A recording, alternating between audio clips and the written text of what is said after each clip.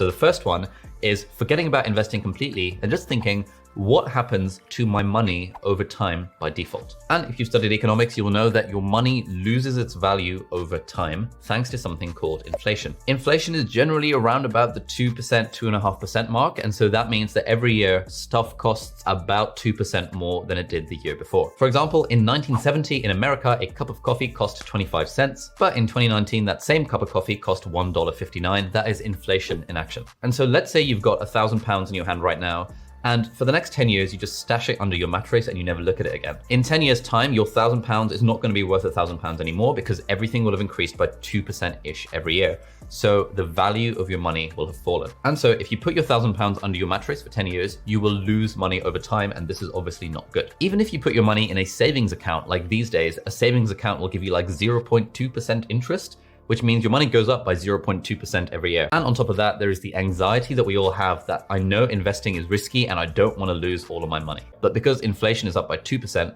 you're still losing money over time. And again, this is not good.